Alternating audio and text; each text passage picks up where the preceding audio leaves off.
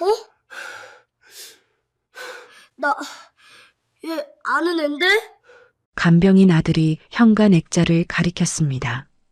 대한물산 회장 권경환의 심장이 뛰기 시작했죠. 3년 전 놀이공원 5살 서한은 분홍색 회전목마를 타고 환하게 웃었습니다. 손목엔 빨간 실팔찌가 있었죠. 하지만 30분 만에 딸은 사라졌고 아내는 그 충격으로 1년 뒤 세상을 떠났습니다. 경찰도 탐정도 모두가 포기했습니다. 전국을 뒤졌지만 흔적조차 없었죠. 그런데 지금 이 아이가 말합니다. 중계동에서 봤다고, 서아라고 불렀다고. 10년을 함께한 비서는 그곳엔 아무도 없다고 보고했습니다. 도대체 누가 거짓말을 하고 있는 걸까요? 그리고 서아는 정말 살아있는 걸까요? 사연 시작 전 구독과 좋아요로 함께 해주세요. 밤 10시 대한물산 회장 경환의 휴대폰이 요란하게 울렸습니다. 화면에 뜬 이름은 주치의였어요. 경환은 불길한 예감에 급하게 전화를 받았습니다. 회장님, 지금 당장 오셔야 합니다. 어머님 상태가 급속도로 나빠지고 계십니다. 경환은 회장실 의자에서 벌떡 일어났습니다. 어제까지만 해도 괜찮으셨던 어머니였죠. 그는 하던 일을 내팽겨치고 차를 몰아 대저택으로 향했습니다. 도로는 텅 비어 있었지만 경환의 마음은 천근만근이었습니다. 2년 전 아내를 잃고 이제 어머니마저 잃을 수도 있다는 생각에 가슴이 미어졌어요. 집에 도착하니 의료진들은 이미 도착해 있었습니다. 현관 앞에는 낯선 중년 여성과 8살쯤 되어 보이는 남자아이가 큰 가방을 들고 서 있었죠. 간병인 경숙과 그녀의 아들이었습니다. 경환이 다가가자 경숙이 황급히 인사했습니다. 안녕하세요, 회장님.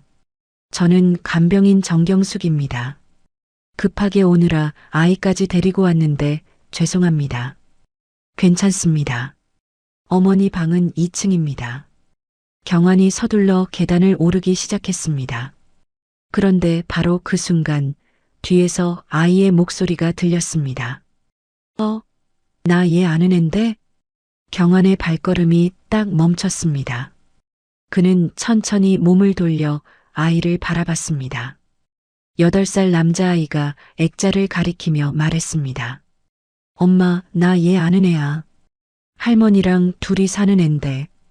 경환의 심장이 미친 듯이 뛰기 시작했습니다. 그는 무릎을 꿇고 아이의 눈높이에 맞췄습니다. 얘야, 이 아이를 정말 아니? 언제 어디서 봤는지 자세히 말해줄 수 있어? 아이가 고개를 끄덕였습니다. 지난주에 봤어요.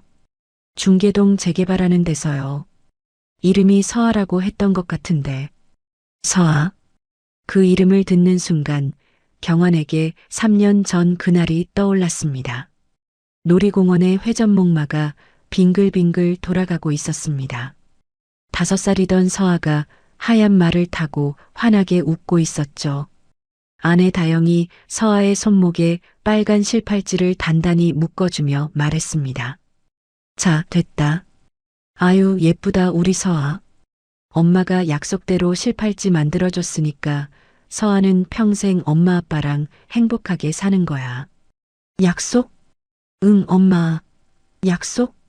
하지만 불과 30분 후 놀이공원의 그 많은 사람들 틈 속에서 서아는 연기처럼 사라져버렸습니다. 경환과 다영의 절규가 놀이공원을 가득 채웠습니다. 서아야, 대체 어디 간 거야? 경환이 미친 듯이 인파를 헤치고 뛰어다녔지만 소용없었습니다.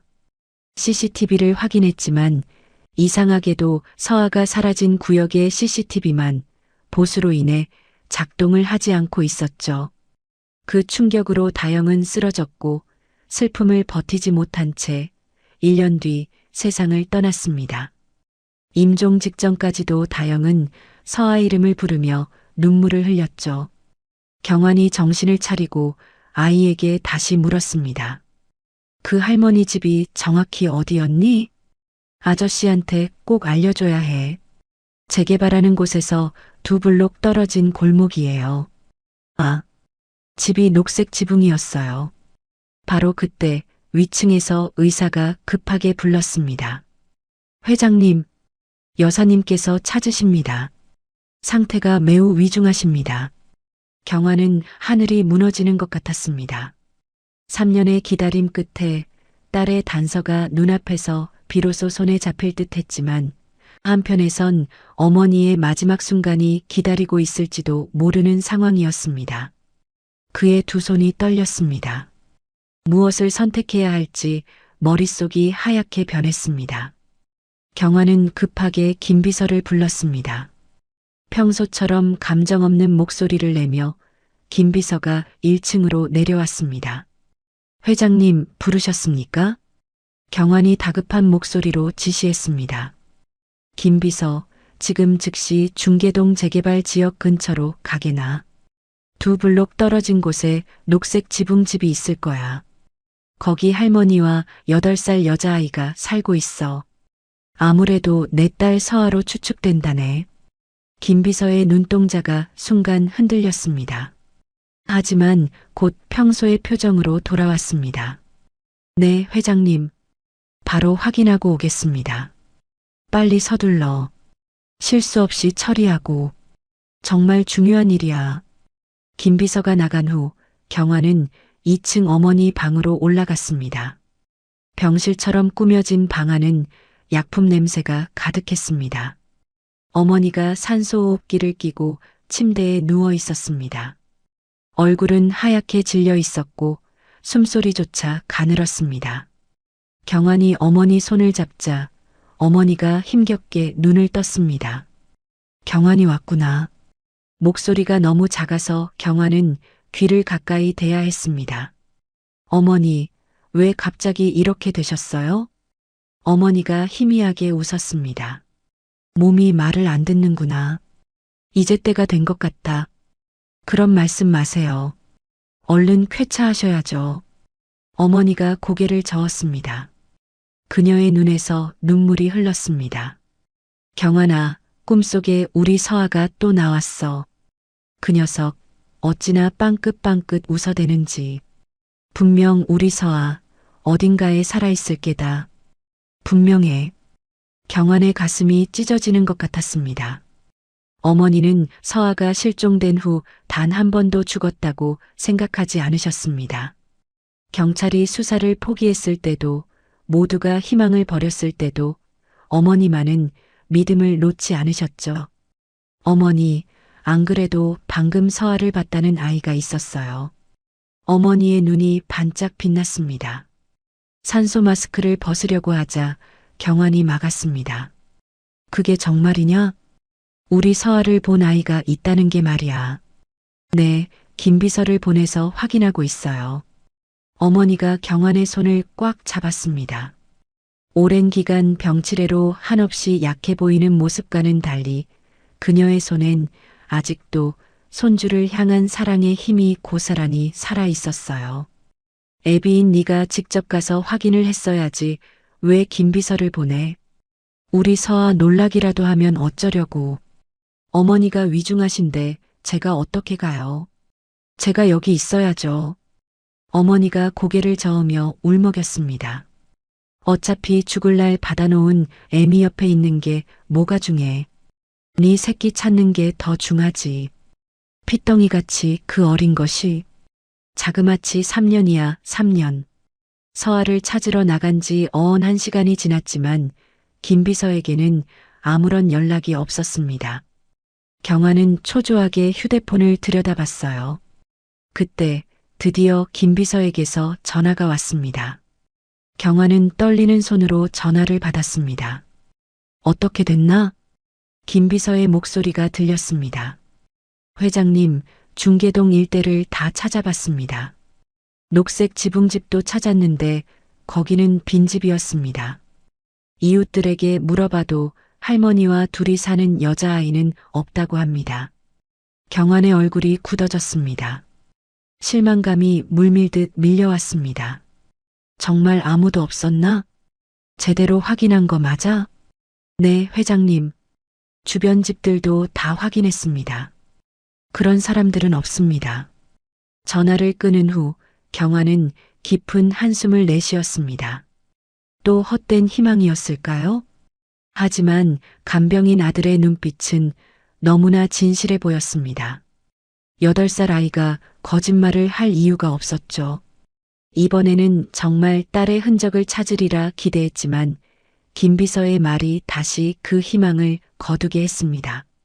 마음 한켠에 의문이 일었지만 지금만큼은 그 모든 감정을 접어두고 위중한 어머니 곁을 지켜야 할 때라고 생각했어요. 그때 의사가 들어와서 상황을 설명했습니다.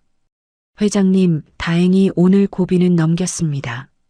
그런데 얼마나 더 버티실지 모르겠습니다. 당분간은 곁에 계셔주는 게 좋겠습니다. 경화는 어머니 손을 꼭 잡았습니다. 어머니의 생명의 불씨가 서서히 꺼져가는 듯 차가운 손이었습니다. 어머니가 다시 가는 눈을 떴습니다. 경화나 서아 찾았니? 아직이요. 걱정 마세요. 서아, 꼭 찾을게요. 어머니가 눈물을 흘렸습니다. 내가 죽기 전에 우리 서아 보고 싶구나. 한 번만이라도 안아보고 죽어야 하는데. 경환도 눈시울이 붉어졌습니다. 어머니, 제가 꼭 찾아올게요. 약속할게요. 밤이 깊어갔습니다. 경환은 어머니 곁을 떠나지 않았습니다. 간병인 경숙도 곁에서 정성껏 어머니를 돌봤습니다. 약을 먹이고 수액을 갈고 체온을 재는 모든 일을 능숙하게 처리했습니다. 어머니는 다시 곤히 잠들었습니다. 경화는 창밖을 바라봤습니다.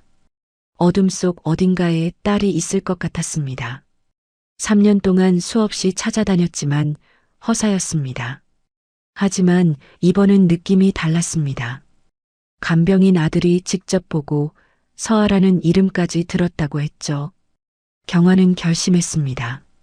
내일 아침 어머니 상태가 조금이라도 안정되면 직접 중계동에 가볼 것입니다.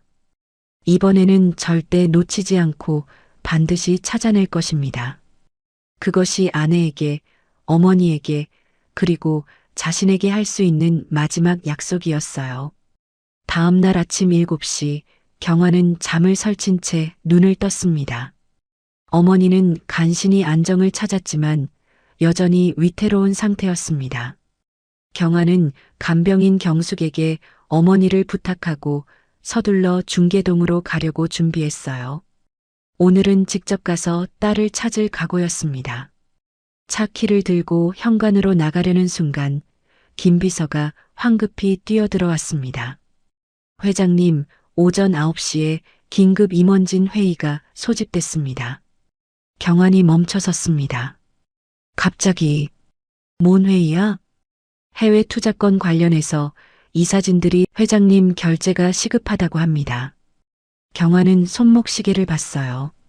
7시 30분이었죠. 중계동까지 다녀오려면 최소 2시간은 필요했습니다. 회의 오후로 미뤄.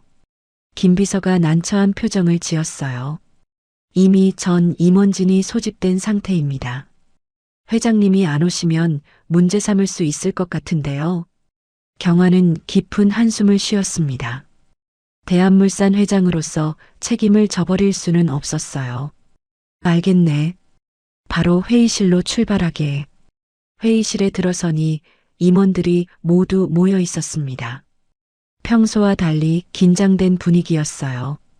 회의는 예상보다 길어져 11시가 되어서야 끝이 났습니다. 경환이 다시 중계동으로 가려고 하자 이번에도 김 비서가 나타났어요.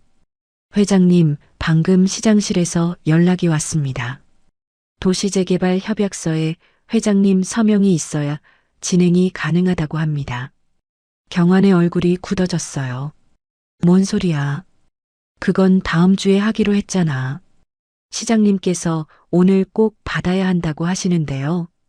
경환은 뭔가 이상함을 느꼈습니다. 평소에는 이렇게 급한 일정이 겹치는 일이 없었어요. 마치 누군가 일부러 중계동으로 가는 일정을 막는 것 같았죠. 이상하군. 갑자기 다들 왜 이렇게 오늘만 고집하는 거지? 김 비서는 태연하게 대답했어요. 우연히 겹친 것 같습니다, 회장님. 하지만 그의 눈빛은 어딘가 불안해 보였습니다. 오후 2시가 되어서야 경화는 겨우 시간을 낼 수 있었어요. 운전기사에게 중계동으로 가자고 지시했습니다. 차가 막 출발하려는 순간 김 비서가 뛰어와 차 앞을 가로막았습니다. 회장님, 지금 출발하시면 곤란합니다. 지주사 회장님 2분이 방금 도착하셨습니다. 경화는 주먹을 꽉 쥐었어요. 또다시 방해였습니다. 약속도 없이 갑자기 찾아오면 어쩌자는 거야? 오늘은 안 된다고 돌아가시라 해. 급한 안건이 있다고 하십니다. 회장님을 꼭 뵙고 싶어 하세요. 지주사 회장들은 대한물산의 주요 주주였습니다. 무시할 수 없는 사람들이었죠. 경화는 어쩔 수 없이 차에서 내렸습니다. 중계동으로 가는 일정은 또다시 일그러졌어요.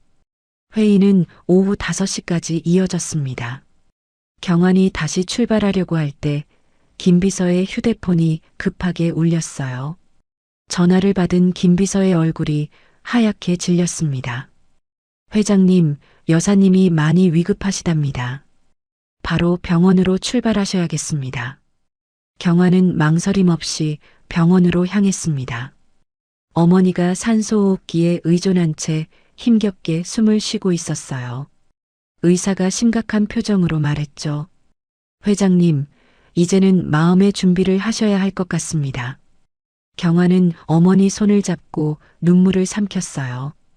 딸을 찾으러 가야 하는데 차마 어머니를 두고 갈 수가 없었습니다. 김 비서가 조심스럽게 말했어요. 회장님, 제가 비서팀 꾸려서 중계동을 다시 찾아보겠습니다. 경화는 잠시 눈을 감았습니다. 10년을 곁에서 지켜온 김 비서였지만 요즘 들어 어딘가 낯설고 미묘한 이질감이 자꾸 마음을 긁고 있었죠. 믿고 맡겨도 될지 망설여졌지만 지금은 위중한 어머니 곁을 떠날 수 없는 상황이었습니다. 결국 그는 무거운 숨을 내쉬며 고개를 끄덕일 수밖에 없었습니다. 그래, 이번엔 실망시키지 말고 제대로 찾아봐. 네, 회장님. 걱정 마십시오. 저녁 7시가 되어서 김 비서가 한 여자아이와 함께 돌아왔습니다. 8살쯤 되어 보이는 아이였죠. 경환의 가슴이 뛰기 시작했어요. 서아야? 경환이 떨리는 목소리로 불렀습니다. 하지만 가까이에서 보자 경환의 표정이 굳어졌어요. 전혀 다른 아이였습니다. 서아와는 닮은 구석이 하나도 없었어요. 경환의 목소리가 차가워졌습니다. 김 비서, 이게 뭔가? 김 비서가 당황한 표정을 지었어요. 중계동에서 찾은 유일한 8살 여자아이입니다. 할머니와 둘이 살고 있었고요. 경환은 믿을 수 없다는 듯 김 비서를 바라봤어요. 자네, 우리 서아를 몰라? 어릴 때 자주 봤었잖아. 김 비서가 고개를 숙였습니다. 죄송합니다. 오래전이라 제가 착각한 것 같습니다. 경환의 가슴이 또 한 번 무너져 내렸습니다. 굳게 믿고 앞만 보며 달려온 길이 또다시 엉뚱한 벽 앞에서 막혀버린 듯 했어요. 도대체 왜 모든 것이 이렇게 어긋나는 걸까? 세상에 발붙일 힘마저 흔들거렸죠. 그때 간병인 아들이 슬쩍 다가왔습니다. 에이, 아저씨. 쟤는 제가 본 애 아니에요. 완전히 달라요. 경환이 아이를 바라봤어요. 그래. 그걸 어떻게 그렇게 확신할 수 있어? 쟤는 팔찌가 없잖아요. 제가 본 애는 맨날 손목에 빨간색 실팔찌를 하고 있거든요. 경환의 눈이 커졌습니다. 3년 전 아내가 서아에게 묶어준 그 실팔찌. 그걸 말하는 걸까요? 경환은 10년을 함께한 사람을 향해 처음 느껴보는 낯선 의심을 떨치지 못한 채 가만히 바라보았습니다. 김 비서가 일부러 그럴 리 없어. 실수겠지. 다음 날도 그 다음 날에도 중계동에 가려던 그의 발목은 또다시 끝없는 일정들에 붙들렸습니다. 평소보다 유난히 빽빽한 스케줄이 누군가 일부러 경환을 그곳에서 멀어지게 하는 듯한 묘한 불편함을 남겼어요. 경환은 서류를 들고 서 있는 김비서를 말없이 바라보며 설명할 수 없는 찜찜함을 마음속 깊이 삼킬 수밖에 없었죠. 3일이 지난 저녁이 되어서야 경환은 잠시 시간을 낼 수 있었습니다. 운전기사와 함께 중계동으로 향했어요. 이번엔 김비서 없이 혼자 가기로 했죠. 중계동 재개발 지역은 황량했습니다. 빈집들이 즐비했고 가로등도 많이 꺼져 있었어요. 경환은 3시간 동안 골목을 헤맸지만 할머니와 여자아이는 찾을 수 없었습니다. 주민들에게 물어봐도 모른다는 대답뿐이었어요. 8살쯤 되는 여자아이요? 못 봤는데요. 할머니랑 둘이 사는 애요?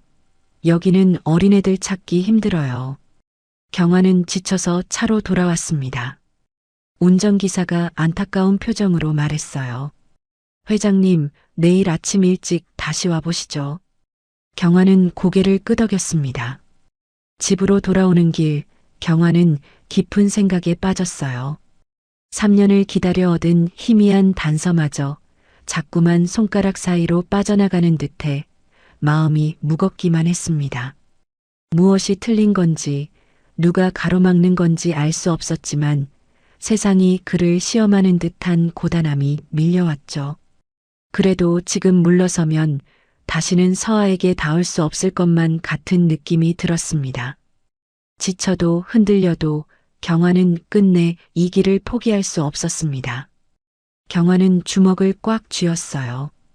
그 누가 방해하든 반드시 서아를 찾아낼 것입니다. 3년을 기다렸는데 이제 와서 포기할 수는 없었으니까요. 그 후로 닷새가 지났습니다. 경환은 오늘도 어머니 병실에서 밤을 새운 채 의자에 앉아 있었죠. 담당 의사가 평소와 달리 난감한 표정으로 차트를 들고 들어왔습니다.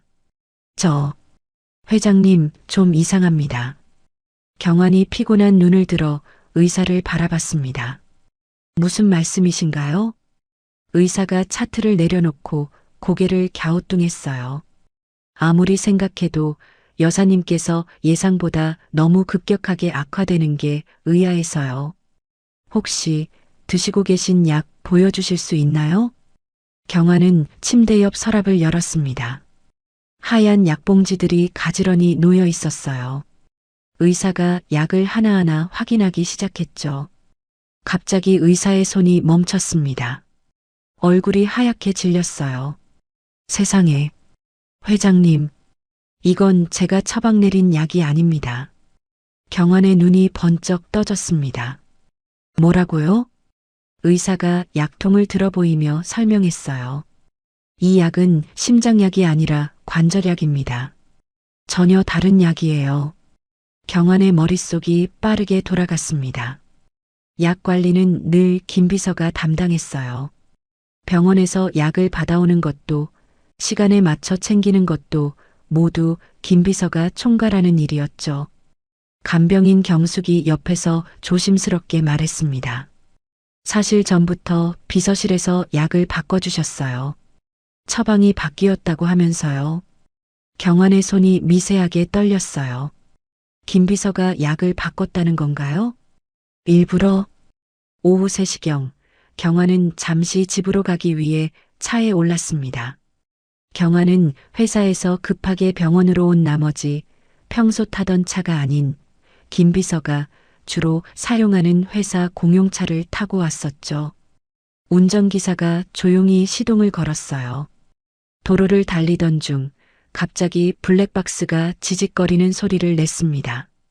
화면이 깜빡이더니 꺼져버렸어요. 회장님, 죄송합니다. 차가 이상하네요. 갑자기 왜 이러지? 운전기사가 차를 갓길에 세웠습니다. 블랙박스를 만지작거리며 고치려고 했어요. 버튼을 이리저리 누르던 중 화면에 글자가 떴습니다. 이전 녹음 파일 재생. 운전기사가 실수로 재생 버튼을 눌렀어요. 순간 스피커에서 김비서의 목소리가 흘러나왔습니다. 네, 부회장님. 알겠습니다. 경환의 온몸이 얼어붙었습니다. 부회장이라니요?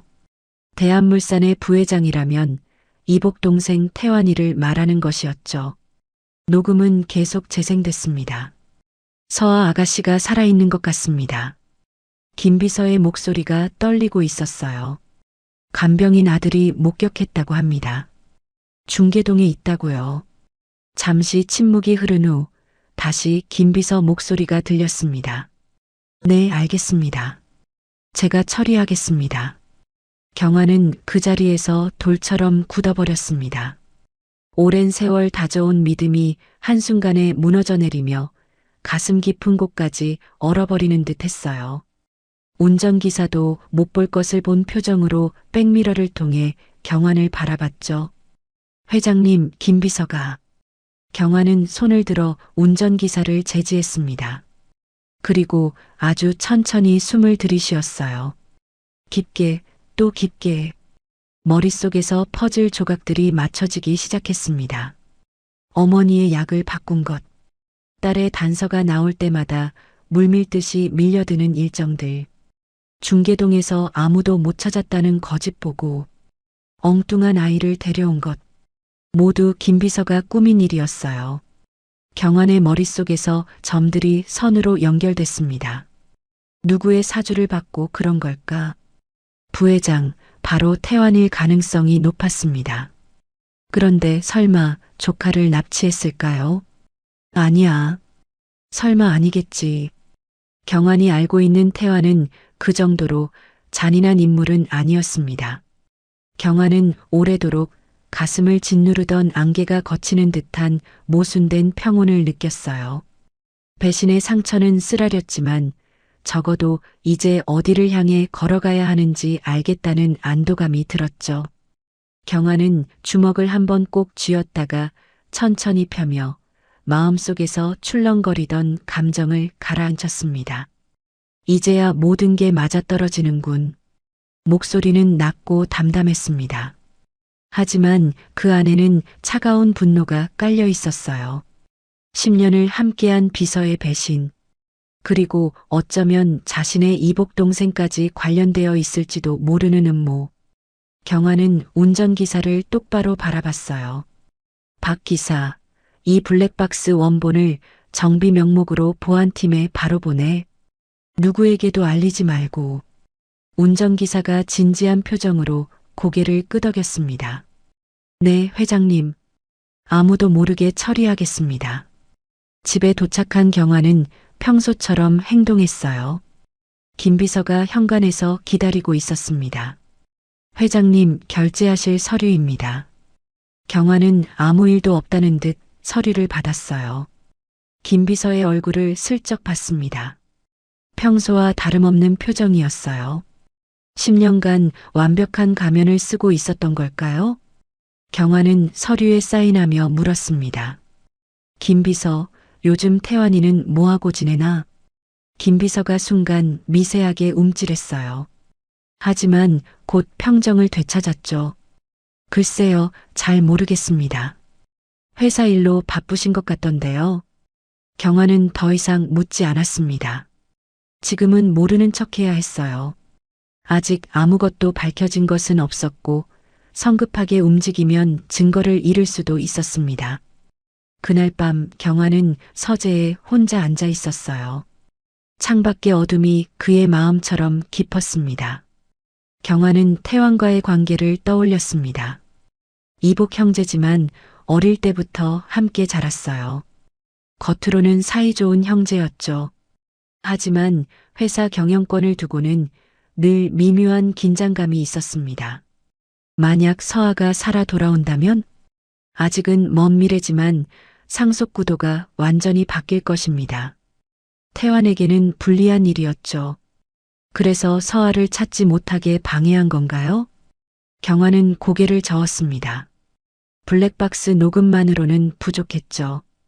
더 확실한 증거가 필요했습니다. 다음 날 아침 경화는 병원으로 향했어요. 회장님, 잘못된 약 때문에 손 쓰기에 너무 늦어버렸습니다. 회복이 쉽지 않을 것 같아요.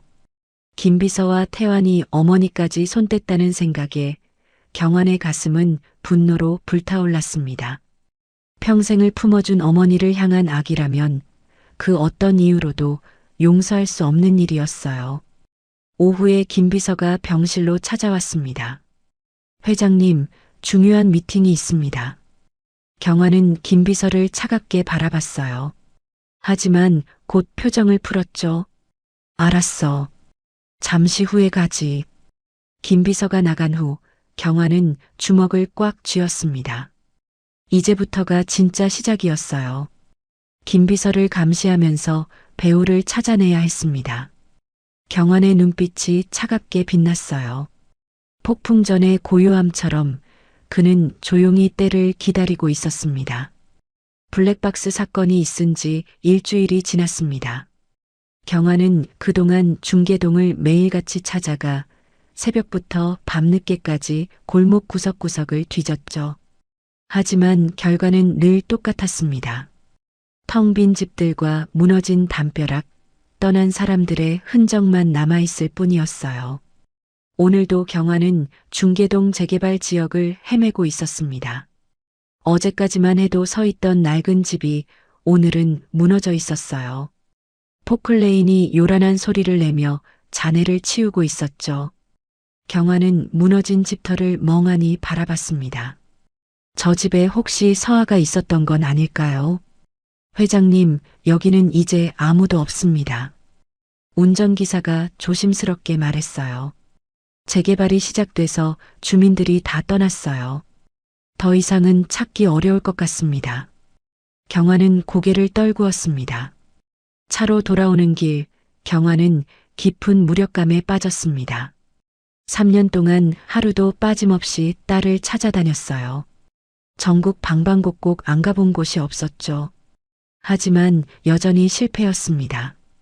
병원에 도착한 경환은 곧바로 어머니 병실로 향했습니다.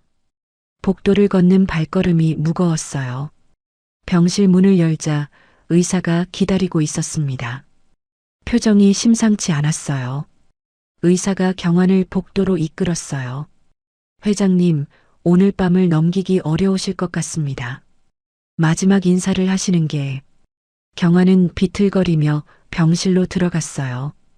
어머니는 산소호흡기에 의지한 채 누워 있었습니다. 얼굴은 창백했고 숨소리는 거의 들리지 않았어요.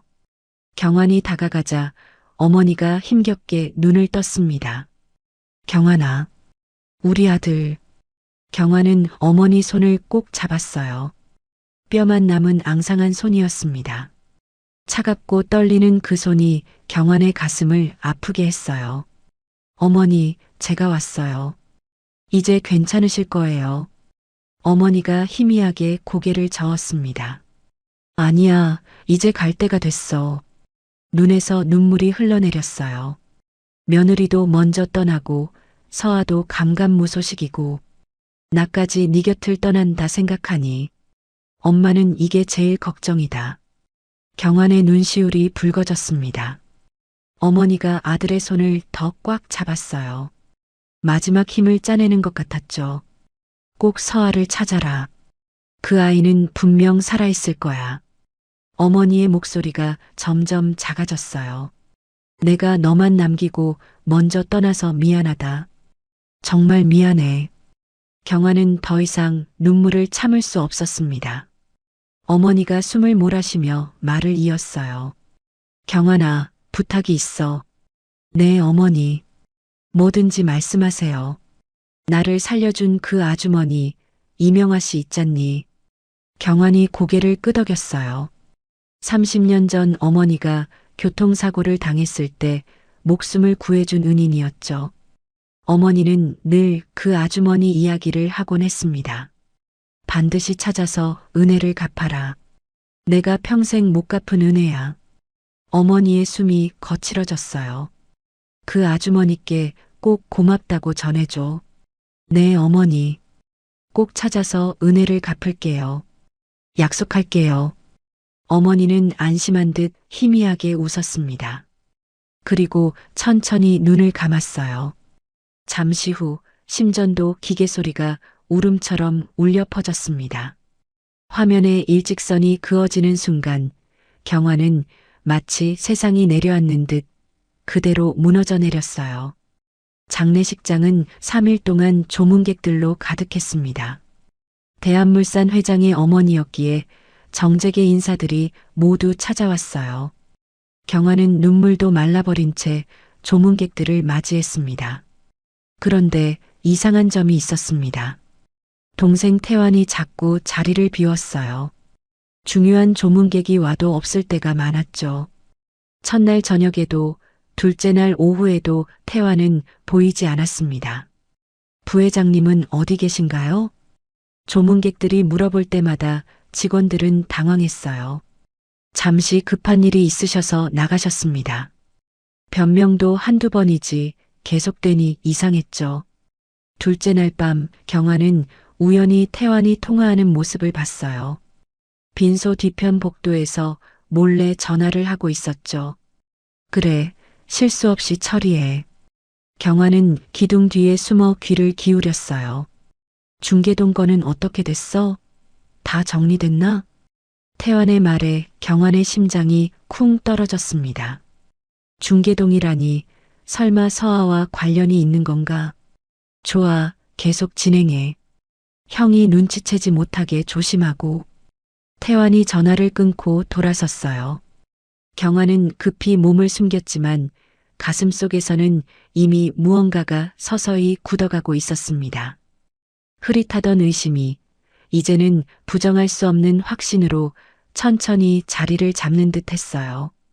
셋째 날 발인식을 마치고 경화는 대저택으로 돌아왔습니다. 텅 빈 집이 한없이 쓸쓸했어요.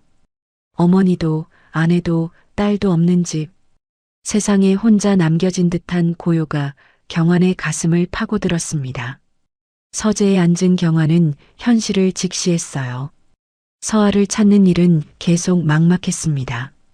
중계동은 이미 대부분 철거됐고 단서는 모두 사라졌어요. 김비서의 감시와 방해도 계속되고 있었죠. 지금으로서는 더 이상 손쓸 수 있는 게 없었습니다. 경화는 깊은 한숨을 쉬었어요. 무작정 찾아다니는 것보다 다른 방법을 생각해야 했습니다. 일단은 숨을 고르고 전략을 다시 짜야 했어요. 그리고 어머니의 마지막 부탁도 지켜야 했죠. 다음 날 아침 경화는 운전기사를 서재로 불렀습니다. 블랙박스 사건 이후 유일하게 자신의 의견을 터놓을 수 있는 사람이었어요. 박 기사, 자네에게 중요한 일을 맡기려고 하네. 운전기사가 자세를 바로 했습니다. 말씀하십시오, 회장님. 경화는 서랍에서 낡은 사진을 꺼냈어요. 30년 전 어머니와 한 아주머니가 함께 찍은 사진이었죠. 이명화 씨를 찾아줘. 지금은 이른쯤 되셨을 거야. 알겠습니다. 제가 꼭 찾겠습니다. 경환이 운전기사를 똑바로 봤습니다. 이 일은 김 비서에게 절대 알리면 안 돼. 자네만 아는 일이야. 운전기사의 표정이 진지해졌어요. 네, 회장님. 아무에게도 말하지 않겠습니다. 경환은 운전기사의 어깨를 두드렸습니다. 자네만 믿네. 부탁하네. 며칠 후 운전기사가 소식을 가져왔어요. 회장님, 단서를 찾았습니다. 경환이 벌떡 일어났습니다. 정말인가? 구청 오래된 서류를 뒤져봤는데요. 이명화 할머니가 얼마 전까지 중계동에 사셨다는 기록을 찾았습니다. 경환의 눈이 커졌어요. 중계동이라니 서아가 목격됐다는 바로 그곳이었습니다. 지금은 어디 계신지 알아냈나? 운전기사가 고개를 저었어요. 아직입니다. 하지만 계속 추적 중입니다. 곧 좋은 소식 들려드릴 수 있을 것 같아요. 경환은 결심했습니다. 이명화 할머니를 찾는 것부터 시작하기로. 어둠 속에서도 희망의 빛은 있다고 경환은 믿기로 했어요. 운전기사가 이명아 할머니의 단서를 찾은 지 이틀째 되는 날이었습니다. 경아는 서재에서 초조하게 전화를 기다리고 있었어요. 오후 3시가 되자 드디어 운전기사에게서 연락이 왔습니다. 회장님 찾았습니다. 이명아 할머니를 찾았어요. 경환의 심장이 빠르게 뛰기 시작했죠. 정말인가? 어디에 계시나? 중계동 재개발 구역 근처입니다. 지금 그 집 앞에 있어요. 경환은 김비서에게 외출한다는 말만 짧게 남기고 떠났습니다. 차 안에서 경환은 계속 손이 떨렸습니다. 어머니의 은인을 만난다는 긴장감 때문이었을까요? 중계동에 도착하자 익숙한 풍경이 펼쳐졌어요. 며칠 전까지 서아를 찾아 헤맸던 바로 그 동네였습니다. 운전기사가 안내한 곳은 재개발 구역에서 조금 떨어진 골목이었어요. 폐가들 사이에 작은 집 하나가 덩그러니 남아 있었죠. 경환은 낡은 대문 앞에 섰습니다. 우편함이 반쯤 떨어져 대롱대롱 매달려 있었어요. 희미하게 이명아라는 이름이 보였습니다. 경환이 대문을 두드리려는 순간 문이 열렸어요. 70대 할머니가 큰 보따리를 들고 나오고 있었습니다. 아이고 머니나. 누구요들? 할머니가 놀란 표정으로 물었어요. 경환은 정중히 고개를 숙였습니다. 안녕하세요. 혹시 이명아 할머니 맞으신가요? 할머니가 고개를 끄덕였어요. 예, 맞는데요. 무슨 일로 오셨습니까? 경환은 가슴이 뭉클해졌습니다. 30년 전 어머니를 구해준 바로 그 할머니였어요. 저는 권경환입니다. 30년 전에 교통사고를 당한 여자분을 구해주신 적이 있으시죠? 제가 그분 아들입니다. 할머니의 눈이 커졌어요. 아, 그때 그 아주머니 아들이구나. 아이고, 이렇게 찾아오시다니 어쩐 일이어요. 할머니는 보따리를 내려놓고 경환의 두 손을 잡았습니다. 어머니는 잘 계시고? 경환의 눈시울이 붉어졌어요. 얼마 전에 돌아가셨습니다. 임종 직전에 할머님을 꼭 찾아 은혜를 갚으라고 하셨어요. 할머니는 눈을 천천히 감았다 뜨며 깊은 숨을 내쉬었습니다. 그분이 그렇게 되셨구먼. 참 마음 따뜻한 분이었는데 세상에 이렇게 허망한 소식을 듣게 되다니. 할머니의 표정에는 오래 알고 지낸 사람을 보내는 듯한 먹먹한 슬픔이 고스란히 번졌어요. 경환은 할머니가 들고 있던 보따리를 봤어요. 어디 가시는 길이신가요? 이사 갈 적에 집에 두고 온 짐을 가지러 왔어요. 여기도 곧 철거된다고 해서 급하게 이사했거든. 경환이 제안했습니다. 제가 댁까지 모셔다 드리겠습니다. 일단 짐부터 옮겨놓고 말씀 나눌 수 있을까요? 할머니가 손사래를 쳤어요. 아이고, 뭔 소리요. 괜찮아요. 바로 코앞이라 멀지도 않아요. 하지만 경환은 고집을 굽히지 않았습니다. 꼭 모셔다 드리고 싶습니다. 어머니 유언이기도 하고요. 결국 할머니는 경환의 차를 타게 됐어요. 차 안에서 할머니가 말했습니다. 30년이 지났는데도 기억하고 계셨다니 참 감사하네. 어머니는 평생 그 은혜를 잊지 못하셨어요. 덕분에 저를 키울 수 있었다고 늘 말씀하셨습니다. 할머니는 쑥스러운 듯 웃었어요. 15분쯤 달려 도착한 곳은 작은 빌라였습니다. 할머니가 차에서 내리며 말했어요. 여기까지 데려다줘서 고마워요. 제가 들어드릴게요. 무거워 보이는데요. 할머니와 함께 계단을 올라갔어요. 2층에 도착하자 할머니가 문을 열었습니다. 누추하지만 들어오셔요. 차라도 한 잔 내드릴게. 경환이 현관 문턱을 넘는 순간 세월이 잠시 멈춘 듯 숨이 턱 막혀왔습니다. 빛이 조금 스며드는 거실 한쪽 구석에서 양갈래 머리를 한 작은 여자아이가 세상 모르게 그림을 그리고 있었습니다. 자그마한 어깨와 익숙한 뒷모습을 보는 순간 경환의 다리는 오랜 기다림을 버티지 못한 듯 흔들렸습니다. 서아야? 경환의 목소리가 떨렸어요. 아이가 고개를 들어 경환을 봤습니다. 큰 눈을 깜빡이며 낯선 사람을 경계하는 표정이었어요. 누구세요? 아이는 경환을 전혀 알아보지 못했습니다. 무서운 듯 얼른 할머니에게로 달려갔죠. 경환은 천천히 아이에게 다가갔습니다. 그때 경환의 시선이 아이의 손목에 멈췄어요. 빨간 실팔찌. 3년 전 아내가 묶어준 바로 그 실팔찌였습니다. 경환의 눈에서 눈물이 흘러내렸습니다. 그걸 아직도 하고 있었구나. 경환이 속삭였어요. 무릎을 꿇고 아이의 눈높이에 맞췄습니다. 서아야, 나야. 아빠야. 하지만 서아는 고개를 저었어요. 아빠라고요? 저 아빠 없는데요. 겁에 질린 표정으로 할머니에게로 파고들었어요. 경환의 가슴이 찢어지는 것 같았어요. 이명아 할머니가 조용히 말했습니다. 우리 서아를 아셔요? 경환이 떨리는 목소리로 대답했어요. 제 딸입니다. 3년 전에 실종된 제 딸이에요. 할머니가 놀란 표정을 지었습니다. 예, 아이고, 이 아이가 회장님 따님이라니. 할머니는 천천히 그날을 회상하기 시작했어요. 3년 전이었어요.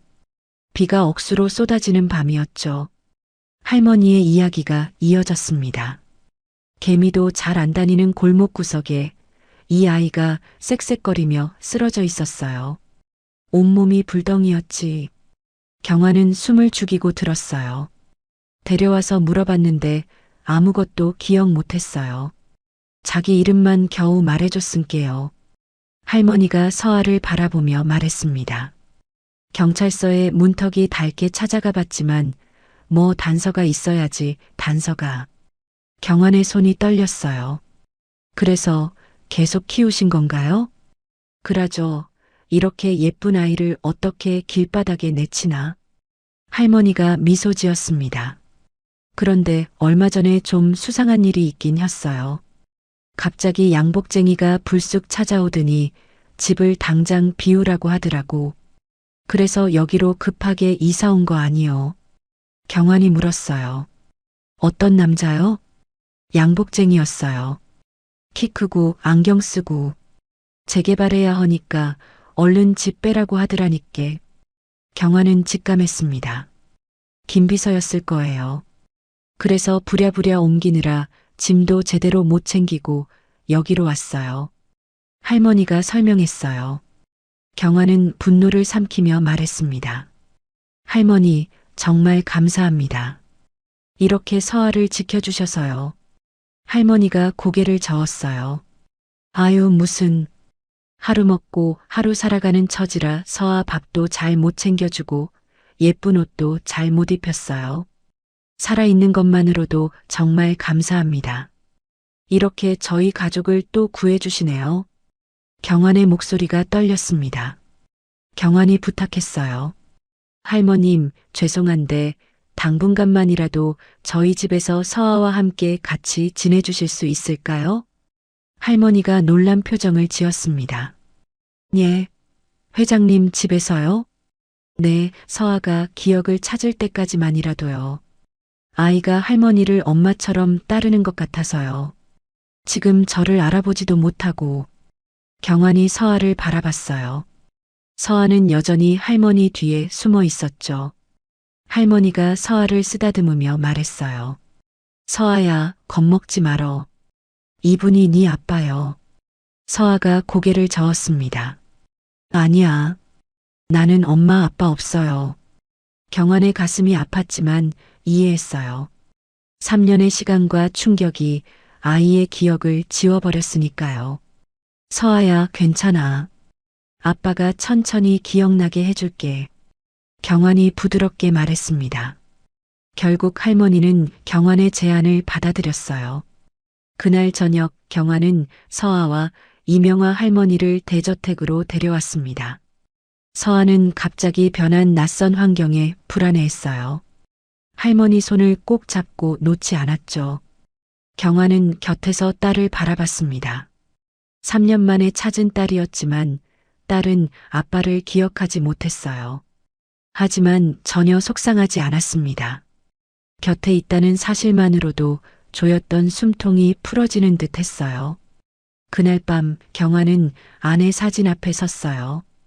여보, 서아를 찾았어. 우리 딸 살아있었어. 눈물이 멈추지 않았습니다. 경화는 서재로 돌아와 전화기를 들었어요. 믿을 수 있는 병원장에게 연락했습니다. 내일 아침 일찍 유전자 검사를 부탁합니다. 비밀리에 진행해 주세요.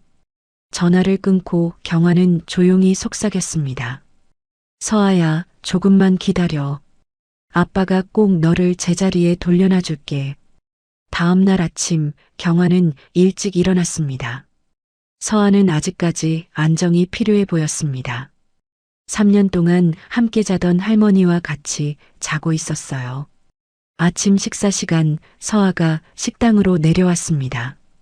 경환을 보자 고개를 숙이며 작은 목소리로 인사했어요. 아저씨, 안녕하세요. 아저씨라는 말에 경환의 가슴이 아팠습니다. 하지만 티를 낼 순 없었죠. 그래, 서아도 잘 잤니? 서아는 고개만 끄덕이고 할머니 옆에 앉았습니다. 밥을 먹는 모습을 보니 마음이 더 아팠어요. 입이 짧은 것 같았고 얼굴도 왠지 누렇게 보였죠. 경화는 조심스럽게 제안했습니다. 서아야, 오늘 아빠랑 병원에 가볼까? 서아가 놀란 표정으로 고개를 저었어요. 싫어요. 병원 무서워요. 할머니가 서아를 달랬습니다. 서아야, 뭐 좀 확인할 게 있어서 가는 거야. 그리고 검사만 하는 거라서 안 아파. 정말요? 서아가 불안한 눈빛으로 물었어요. 경환이 부드럽게 말했습니다. 그래, 진짜 아프지 않아. 아빠가 약속할게. 결국 서아는 마지못해 고개를 끄덕였어요. 병원으로 가는 차 안에서 서아는 계속 할머니 손을 꼭 잡고 있었습니다. 경환은 백미러로 딸을 지켜봤어요. 병원에 도착하자 원장이 직접 맞이했습니다. 경환이 미리 부탁해둔 대로 조용히 진행됐어요. 먼저 유전자 검사를 위한 검체를 채취했습니다. 면봉으로 입안을 살짝 문지르는 간단한 검사였죠. 봐, 벌써 끝났어, 서아야. 아프지 않았지? 경환이 물었어요. 서아가 고개를 끄덕였습니다. 네, 안 아팠어요. 그때 의사가 서아를 자세히 관찰하더니 말했어요. 회장님, 아이 영양 상태가 좋아 보이지 않네요. 얼굴색도 안 좋고요. 경환이 걱정스럽게 물었습니다. 그래요? 큰 문제는 없겠죠? 정확한 건 검사를 해봐야 알 것 같습니다. 정밀 검사도 같이 진행하는 게 좋겠어요. 의사의 제안에 경환은 동의했어요. 서아는 주사를 무서워했지만 할머니가 달래주니 참을 수 있었습니다. 검사가 끝난 후 집으로 돌아왔어요. 3일이 지났습니다. 경환은 초조하게 결과를 기다렸어요. 오후 2시 드디어 병원에서 전화가 왔습니다. 회장님, 결과가 나왔습니다. 직접 오셔서 얘기 드려야 할 것 같아요. 경환은 불안한 마음으로 병원으로 향했어요. 원장실에 들어서자 의사의 표정이 복잡했습니다. 회장님, 먼저 좋은 소식부터 말씀드리죠. 친자 확률 99.9%입니다. 찾으시던 따님이 맞습니다. 경환의 눈에서 눈물이 흘렀어요. 확신은 했지만 확인을 받으니 더 실감이 났습니다. 드디어 우리 서아를. 감사합니다. 하지만 의사의 표정은 여전히 어두웠어요. 회장님, 기쁜 말씀만 드릴 수 있으면 좋겠는데 안타깝게도 함께 전해야 할 좋지 않은 소식이 2가지 더 있습니다. 경환의 가슴이 철렁 내려앉았어요. 뭔가요? 무슨 문제가 있나요? 의사가 말했습니다. 먼저 충격으로 인한 단기 기억상실증이 언제 회복될지 미지수입니다. 경환이 실망하며 말했습니다. 그렇군요. 이어서 의사가 검사 결과지를 보여줬습니다. 그리고 회장님, 이 말씀드리기가 참 어렵습니다만 정밀 검사 결과 중증 간부전이 확인됐습니다. 경환의 얼굴이 하얗게 질렸어요. 간부전이요? 그게 무슨... 간 기능이 심각하게 저하된 상태입니다. 당장 치료가 필요해요. 경환은 다리에 힘이 풀렸습니다. 의자에 주저앉으며 물었어요. 치료하면 나을 수 있나요? 의사가 신중하게 대답했습니다. 약물 치료를 시작하면 어느 정도 호전될 수 있습니다. 하지만 뭔가요? 상태가 계속 악화되면 간이식을 고려해야 할 수도 있어요. 경환은 머리가 하얗게 변했어요. 3년 만에 찾은 딸이 중병을 앓고 있다니. 당장 입원시켜야 하나요? 일단 통원 치료부터 시작해보죠. 매일 병원에 와서 치료받으면 됩니다. 집으로 돌아온 경환은 무거운 마음을 안고 서재로 들어갔어요. 경환이 회사에 출근했을 때 돌봐줄 사람이 필요했습니다. 할머니는 너무 연세가 많아 서아를 돌봐줄 수가 없었습니다. 어머니 임종 때까지 지켜주셨던 간병인 경숙을 다시 불렀습니다. 서아를 도와주던 간병인 경숙이 노크를 했습니다. 회장님, 잠시 들어가도 될까요? 들어오세요. 경숙이 낡은 공책을 들고 들어왔어요. 이거 서아 아가씨 짐 정리하다가 발견했는데요. 회장님이 직접 보시는 게 좋을 것 같아서요. 경환이 공책을 받았습니다. 이게 뭔가요? 서아 아가씨가 그린 그림일기예요. 경환은 조심스럽게 첫 페이지를 열었어요. 거기엔 서툰 그림이 그려져 있었습니다. 놀이공원, 회전목마, 그리고 세 사람의 가족. 다음 페이지를 넘겼어요. 똑같은 그림이 10장이 넘게 반복되고 있었어요. 마치 기억의 조각을 붙잡으려고 필사적으로 반복한 흔적 같았습니다. 경환은 페이지를 넘길 때마다 숨이 막혔어요. 손이 떨리기 시작했습니다. 3년 동안 잃어버린 딸의 기억은 사라졌지만 그날을 붙잡기 위해 이 그림만 반복적으로 그렸다는 사실이 가슴을 찢었어요. 마지막 페이지에는 삐뚤빼뚤한 글씨가 적혀 있었습니다. 엄마, 아빠, 나 버린 거 아니지? 보고 싶어. 그 순간 경환은 더 이상 버틸 수 없었어요. 눈물이 쏟아졌습니다. 경숙이 조용히 나가고 경환은 홀로 남았어요. 그림일기를 가슴에 안고 오열했습니다. 서아야, 아빠가 늦어서 미안하다. 그림 속 회전목마를 보며 경환은 그날을 떠올렸어요. 서아가 환하게 웃으며 손을 흔들던 모습. 아내가 서아 손목에 실팔찌를 묶어주던 모습. 모든 게 어제 일처럼 선명했습니다. 한참을 울던 경환은 천천히 눈물을 닦았어요. 이제 후회할 시간은 없었습니다. 서아를 치료해야 했고 기억도 되찾게 해야 했어요. 서아야. 경환이 부드럽게 불렀어요. 서아가 고개를 들었습니다. 네, 아저씨. 아빠가 우리 서아 꼭 지켜줄게. 약속해. 서아는 이해하지 못한 표정이었지만 고개를 끄덕였어요. 경환은 멀리서 딸을 바라보며 다짐했습니다. 이번에는 절대 놓치지 않겠다고. 그날 밤 경환은 치료 계획을 세웠어요. 최고의 의료진을 구성하고 모든 방법을 동원하기로 했습니다. 서아의 병을 고치고 기억도 되찾게 할 것입니다. 그것이 아빠로서 해야 할 일이었으니까요. 서아를 찾은 지 일주일이 지난 아침이었습니다. 경환은 사무실에서 서류를 검토하고 있었어요. 그런데 문득 고개를 들어보니 김 비서의 모습이 평소와 달랐습니다. 안색이 창백했고 손이 미세하게 떨리고 있었죠. 휴대폰을 5분마다 확인하며 누군가에게 계속 메시지를 보내는 모습이 포착됐어요. 경환은 블랙박스 원본을 확보한 이후로 김비서를 조용히 감시하고 있었습니다. 겉으로는 전혀 내색하지 않았지만 김비서의 일거수일투족을 놓치지 않고 지켜봤어요. 오늘따라 김비서의 불안함이 더욱 심해 보였습니다. 서류를 가져오면서도 손이 떨려 종이가 바스락거렸고 평소보다 말을 더듬는 일이 잦았죠. 이마에는 식은땀이 송글송글 맺혀 있었습니다. 점심시간이 지난 오후 2시쯤이었어요. 경화는 화장실을 가는 척하며 복도로 나왔습니다.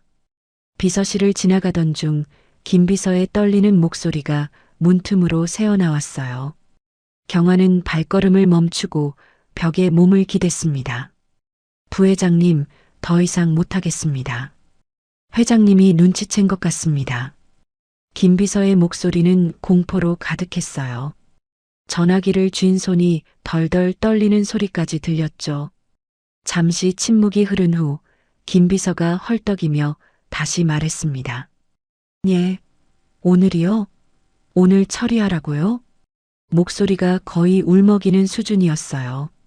하지만 그건 너무 위험한. 네, 알겠습니다. 부회장님 말씀대로 하겠습니다. 전화를 끊는 소리가 들렸고 곧이어 김비서의 한숨 소리가 이어졌습니다. 경화는 조용히 자리로 돌아왔어요. 김비서를 슬쩍 바라봤습니다. 얼굴은 하얗게 질려 있었고 셔츠는 땀으로 흠뻑 젖어 있었죠. 바로 그 시각 서울 시내 한 호텔의 비밀룸에서는 다른 일이 벌어지고 있었어요. 태환이 측근 변호사와 마주 앉아 있었습니다. 테이블 위에는 대저택 도면과 경환의 일정표가 펼쳐져 있었죠. 태환은 차가운 표정으로 서류를 훑어봤어요. 회장이 서아를 찾았다고? 그럼 끝이야. 태환의 목소리는 얼음처럼 차가웠습니다. 변호사가 조심스럽게 고개를 끄덕였어요. 네, 맞습니다. 유전자 검사까지 완료했고 친자 확률 99.9%가 나왔다고 합니다. 태환의 눈빛이 번뜩였어요. 주먹을 꽉 쥐며 테이블을 내리쳤습니다. 지금 정리해야 해. 회장 자리도 유산도 그 애도.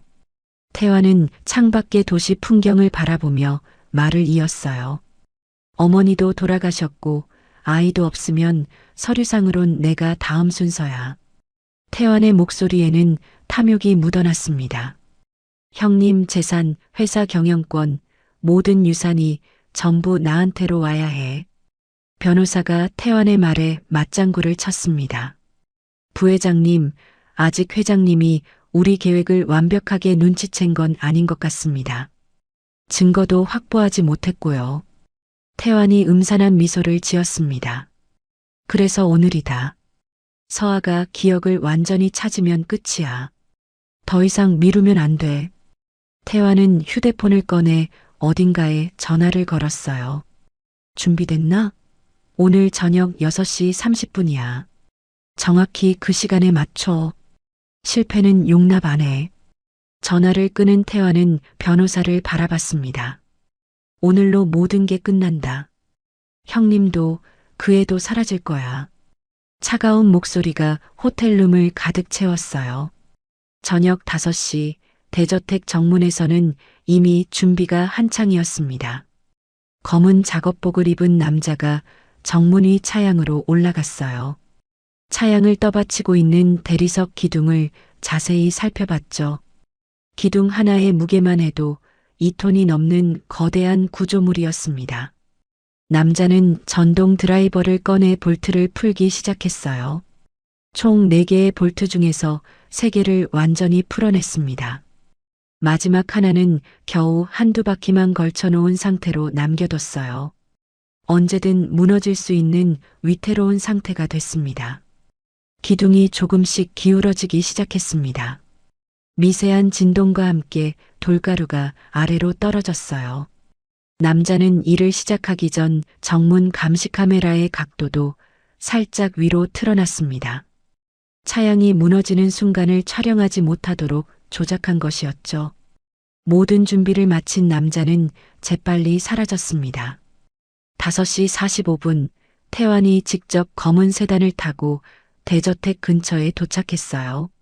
차 안에서 쌍안경으로 정문을 살펴봤습니다. 옆자리에 앉은 직원이 보고했어요. 부회장님, 모든 준비가 완료됐습니다. 회장님은 예정대로 6시 30분쯤 도착 예정입니다. 태환이 만족스러운 표정을 지었어요. 좋아. 오늘 끝내자. 들어오는 시간에 정확히 맞춰서 떨어뜨려. 직원이 고개를 숙였습니다. 네, 원격 조종 장치도 준비했습니다. 태환은 차창 밖을 바라보며 혼잣말처럼 중얼거렸어요. 형님, 미안하지만 이건 어쩔 수 없어. 그러게 왜 이렇게 눈치가 빠르셔. 적당히 사시지. 김비서도 들켰고 내가 살기 위해선 형님이 사라져야 해. 그의 눈빛에는 광기가 서려 있었습니다. 6시 경환이 회사에서 나왔습니다. 운전기사가 차를 가져왔어요. 회장님, 바로 출발하시겠습니까? 그래, 오늘은 서아가 병원 다녀온 날이니까 빨리 만나고 싶어.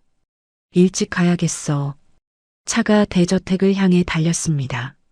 30분 후 차는 정문 앞에 도착했어요. 경환은 평소처럼 정문에서 내렸습니다. 차는 차고에 넣어둬. 난 걸어 들어갈게. 운전기사가 차를 몰고 차고로 향했어요. 경환이 천천히 걸어가고 있을 때였습니다. 정문에서 서아와 할머니가 나타났어요. 이제는 제법 익숙해진 서아가 손을 흔들며 반갑게 인사했습니다. 아저씨, 오셨어요? 오늘 병원에서 주사 맞았는데 엄청 아팠어요. 경환이 미소를 지으며 손을 흔들려는 순간이었어요. 서아가 갑자기 위쪽을 올려다봤습니다. 아이의 큰 눈에 뭔가 이상한 게 보였어요. 하얀 돌가루가 솔솔 떨어지고 있었습니다. 차량이 삐걱거리는 소리를 내며 흔들렸어요. 서아는 본능적으로 위험을 감지했습니다. 기둥 위쪽에서 볼트 하나가 간신히 버티고 있는 게 보였어요. 금방이라도 떨어질 것 같은 거대한 돌덩어리. 그 순간 서아의 머릿속에 번개처럼 기억이 스쳐 지나갔습니다. 3년 전 놀이공원의 회전목마. 엄마가 실팔찌를 묶어주던 따뜻한 손길. 그리고 자신을 찾아 헤매던 아빠의 절박한 목소리. 모든 기억이 한순간에 되살아났어요. 아빠. 서아가 있는 힘껏 소리쳤습니다. 아빠, 위험해요. 조심해요. 처음으로 아빠라고 부른 것이었어요. 경환은 온몸에 전율이 흘렀습니다. 서아가 자신을 아빠라고 불렀어요. 3년 만에 처음 듣는 그 한마디에 가슴이 터질 것 같았죠. 너무 기쁜 나머지 경환은 평소에 느린 걸음을 잊고 전속력으로 뛰기 시작했습니다. 서아야, 내 딸. 경환이 두 팔을 활짝 벌리며 달려갔어요. 평소의 걸음걸이였다면 지금쯤 정확히 차양 아래를 지나고 있을 타이밍이었습니다. 하지만 전력 질주한 덕분에 그 위치를 예상보다 훨씬 빨리 지나쳤어요. 경환이 서아를 와락 안아 올린 바로 그 순간이었습니다. 쿠웅하는 굉음과 함께 차양이 무너져 내렸어요. 수톤의 대리석 덩어리가 경환이 불과 3초 전에 지나온 자리를 덮쳤습니다. 돌가루가 폭발하듯 사방으로 흩어졌어요. 경환은 서아를 꼭 안은 채 뒤를 돌아봤습니다. 거대한 돌덩어리가 길을 완전히 막고 있었어요. 조금만 늦었더라면 그 밑에 깔려 목숨을 잃었을 겁니다. 온몸에 소름이 쫙 돋았습니다. 서아가 경환의 목을 꼭 끌어안으며 흐느꼈습니다. 아빠, 괜찮아? 작은 몸이 덜덜 떨리고 있었어요. 아빠, 나 다 기억났어. 경환의 눈에서 뜨거운 눈물이 쏟아졌습니다. 서아야, 내 딸. 아빠도 너무 보고 싶었어. 두 사람은 서로를 부둥켜 안고 한참을 울었어요. 할머니는 그 모습을 보며 손수건으로 눈가를 닦았습니다. 아빠, 그동안 너무 외로웠어. 사실 아무것도 기억 안 나는데도 계속 꿈에서 엄마랑 아빠를 불렀어. 엄마 아빠 보고 싶어서. 서아가 울먹이며 말했어요. 그래서 매일 그림 그렸어. 놀이공원 그림. 기억하고 싶어서. 경아는 딸을 더욱 꼭 안았습니다. 이제 괜찮아. 아빠가 여기 있잖아. 다시는 놓지 않을게. 서아가 고개를 끄덕였어요. 나도 아빠 절대 안 놓을 거야. 약속해. 부녀는 다시 한번 꼭 껴안았습니다. 할머니도 그 모습을 보며 손수건으로 눈가를 닦았습니다. 서아가 울먹이며 말했어요. 엄마는 어디 있어? 엄마도 보고 싶어.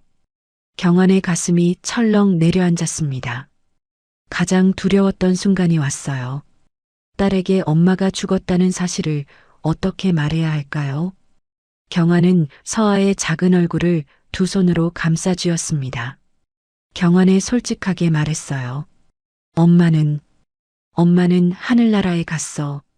근데 그건 네 잘못이 아니야. 엄마는 마지막까지 서아 이름을 불렀어. 서아를 너무너무 사랑해서. 엄마의 마지막 소원은 서아가 행복하게 사는 거였어. 경환도 함께 눈물을 흘리며 딸의 등을 쓰다듬었습니다. 아빠도 엄마가 너무 보고 싶어. 하지만 우리 둘이서 열심히 살아야 해. 그게 엄마가 원하는 거야. 응.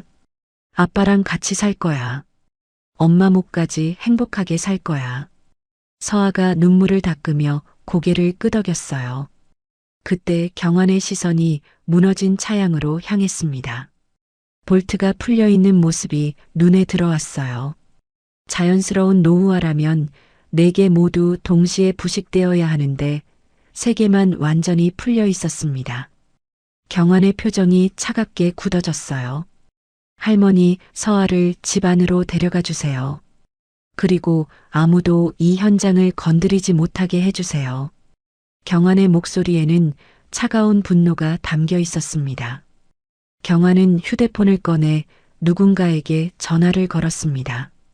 즉시 경찰과 국과수를 불러. 그리고 CCTV 영상 전부 백업해. 이건 명백한 살인 미수야. 경환은 정문을 다시 한번 살펴봤습니다. 누군가 자신을 죽이려 했어요. 그것도 아주 치밀하게 계획한 살인이었죠. 김 비서가 오늘 오후에 했던 전화 통화가 떠올랐습니다. 오늘 처리하라고요? 경환의 눈빛이 날카로워졌어요. 배우가 누군지 짐작이 갔습니다. 가장 큰 의심은 한 사람에게로 향하고 있었어요. 멀리서 사이렌 소리가 들려왔습니다.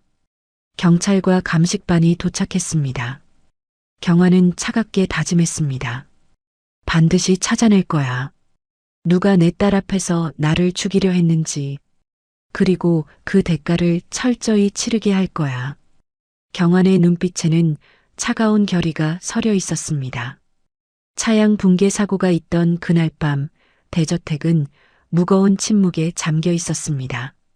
경환은 서재에 홀로 앉아 창밖의 어둠을 바라보고 있었어요. 정원에는 아직도 무너진 돌덩어리를 치우는 인부들의 모습이 보였습니다. 그의 마음속에는 분노와 결의가 소용돌이치고 있었습니다. 문을 두드리는 소리가 들렸어요. 들어온 사람은 운전기사 박 기사였습니다.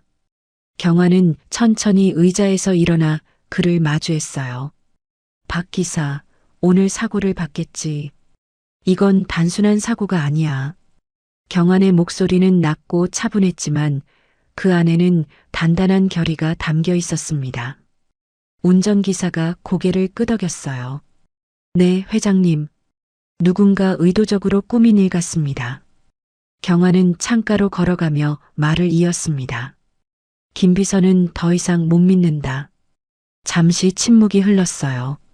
그리고 돌아서며 운전기사를 똑바로 바라봤습니다.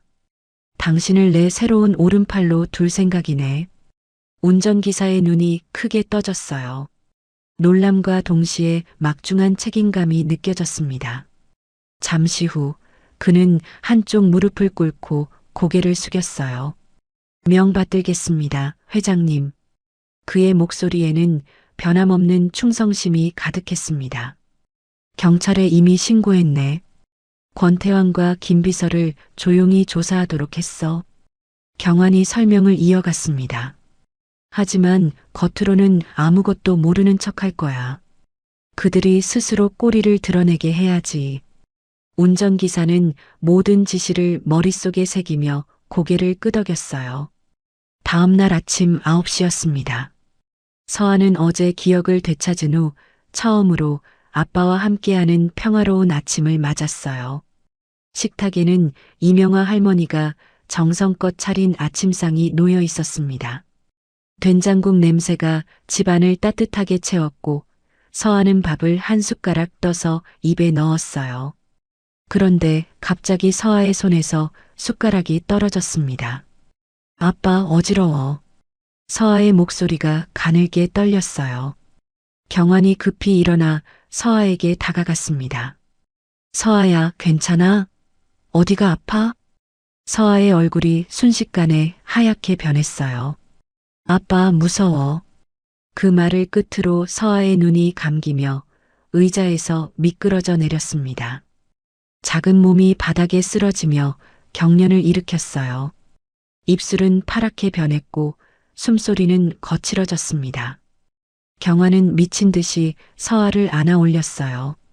서아야, 서아야, 정신 차려. 그의 목소리가 집 전체를 울렸습니다. 경환은 서아를 품에 꼭 안고 차로 뛰었습니다. 운전기사가 급히 시동을 걸었어요. 병원까지 가는 15분이 15시간처럼 느껴졌습니다. 서아의 숨소리가 점점 약해지고 있었어요. 경환은 딸의 차가운 손을 꼭 잡고 계속 말을 걸었습니다. 서아야, 아빠가 여기 있어. 조금만 참아. 곧 병원이야. 눈물이 멈추지 않았어요. 3년 만에 찾은 딸을 또 잃을 수도 있다는 공포가 그를 짓눌렀습니다. 제발, 제발 우리 딸을 살려주세요. 경환은 하늘에 간절히 기도했어요. 응급실에 도착하자마자 의료진이 서아를 데려갔습니다. 빨간 불이 켜진 응급실 앞에서 경환은 주저앉았어요. 다리에 힘이 없었고 온몸이 떨렸습니다. 할머니가 곁에 앉아 경환의 어깨를 토닥였어요. 3시간이 지나고 나서야 의사가 심각한 표정으로 나왔습니다. 회장님, 잠시 말씀 나눌 수 있을까요? 상담실로 들어간 경환은 최악의 소식을 들을 준비를 했습니다. 의사가 검사 결과를 펼쳐 보이며 설명했어요. 간부전이 급성으로 악화됐습니다. 간 기능이 10%도 남지 않은 상태예요. 경환의 얼굴이 돌처럼 굳어졌습니다. 그럼 어떻게 해야 하나요? 의사가 신중하게 대답했습니다. 회장님, 간 이식을 받지 않으면 아이는 한 달을 넘기기 어렵습니다. 그 말이 떨어지기가 무섭게 경환이 입을 열었어요. 1초의 망설임도 없는 즉각적인 대답이었습니다. 저를 쓰십시오. 당장. 의사가 놀란 표정을 지었어요. 회장님, 간 이식은 기증자에게도 위험할 수 있습니다. 신중하게 생각하셔야. 경환이 의사의 말을 끊었습니다. 신중하게 생각할 시간이 어디 있습니까? 제 딸이 죽어가고 있는데. 경환의 눈빛은 흔들림이 없었어요. 지금 당장 검사해 주세요. 제가 기증 가능한지. 의사는 경환의 단호한 결의에 곧바로 검사를 시작하였습니다. 다행히 혈액형도 맞고 조직 적합성도 문제 없었습니다. 수술은 다음 날 새벽 5시로 잡혔어요. 경환은 곧바로 서아의 병실로 향했습니다. 중환자실 유리문 너머로 보이는 서아의 모습에 가슴이 찢어졌어요. 작은 몸에 온갖 기계들이 연결되어 있었습니다. 산소 마스크를 쓴 얼굴은 너무나 창백했어요. 경환이 들어가자 서아가 힘겹게 눈을 떴습니다. 그 큰 눈에 눈물이 고여 있었어요. 아빠, 목소리가 너무 작아서 거의 들리지 않았습니다. 경환은 침대 옆에 무릎을 꿇고 서아의 손을 잡았어요. 차갑고 작은 손이었습니다. 아빠는 아프면 안 돼. 서아가 떨리는 목소리로 말했어요. 아빠까지 없어지면 나 또 혼자야. 그 말에 경환의 눈에서 참았던 눈물이 쏟아졌습니다. 아빠가 서아를 꼭 낫게 해줄게. 우리 이제 영원히 함께야. 서아가 약하게 고개를 끄덕였습니다. 약속해, 아빠. 그래, 약속해. 100번이고 1000번이고 약속할게. 수술 당일 새벽 4시였습니다. 병원 복도는 고요했고 창밖은 아직 캄캄했어요. 경환은 수술복으로 갈아입고 복도에 섰습니다. 할머니가 밤을 새우며 기다리고 있었어요. 할머니가 경환의 손을 꼭 잡았습니다. 회장님, 서아가 얼마나 아빠를 그리워했는지 아셔요? 할머니의 눈에 눈물이 맺혔어요. 매일 밤 잠꼬대로 아빠를 불렀어요. 아빠, 보고 싶어 하면서요. 경환은 고개를 끄덕였습니다. 할머니, 서아 부탁드려요. 제가 꼭 건강하게 돌아올게요. 수술실 문이 열렸어요. 경환은 마지막으로 한 번 더 서아의 병실을 바라봤습니다. 수술대에 누운 경환의 마음은 평온했어요. 두려움은 없었습니다. 자신의 간이 딸을 살릴 것이라는 확신만이 가득했죠. 마취제가 들어오면서 아내의 얼굴이 떠올랐습니다. 여보, 우리 딸 내가 꼭 지킬게. 당신이 못다한 엄마 역할까지 내가 다 할게. 8시간의 대수술이 시작됐습니다. 의료진은 극도의 긴장 속에서 수술을 진행했어요. 복도에서는 할머니와 운전기사가 간절히 기도하고 있었습니다. 오후 2시 드디어 수술실 불이 꺼졌어요. 의사가 지친 얼굴로 나왔습니다. 수술은 성공했습니다. 2분 다 무사해요. 할머니가 그 자리에 주저앉아 울음을 터뜨렸습니다. 이틀 후 아침 경환이 먼저 눈을 떴어요. 배에 감긴 붕대가 욱신거렸지만 첫 질문은 딸에 대한 것이었습니다. 서아는 어때요? 간호사가 밝게 웃었어요. 따님도 방금 깨어나셨어요. 회복이 아주 빨라요. 경환은 통증을 참으며 일어났습니다. 부축을 받아 서아의 병상으로 갔어요. 서아도 막 눈을 뜬 참이었습니다. 창백했던 얼굴에 혈색이 돌아와 있었어요. 아빠. 서아가 환하게 웃으며 손을 뻗었습니다. 경환은 그 작은 손을 꼭 잡았어요. 따뜻한 온기가 전해졌습니다. 살아있다는 것이, 함께 있다는 것이 이렇게 감사할 수가 없었어요. 서아가 배를 쓰다듬으며 말했어요. 간호사 언니가 그랬어. 아빠가 내 몸 안에 있대. 순수한 아이의 말에 경환의 눈시울이 뜨거워졌습니다. 그래, 이제 우리는 때려야 뗄 수 없는 사이야. 경환이 서아의 머리를 쓰다듬었어요. 그때 창문으로 따뜻한 햇살이 비쳐 들어왔어요. 마치 하늘에서 축복하는 것 같았습니다. 부녀는 서로의 손을 꽉 잡은 채 웃었어요. 간 이식 수술을 받은 지 일주일이 지났습니다. 경환과 서아는 병원에서 퇴원해 집으로 돌아왔어요. 그런데 대저택 정문 차양 붕괴 사건이 단순한 사고가 아니라는 소문이 서울 전체에 퍼지기 시작했습니다. 언론에서도 관심을 갖기 시작했고 경찰도 본격적인 수사에 착수했어요.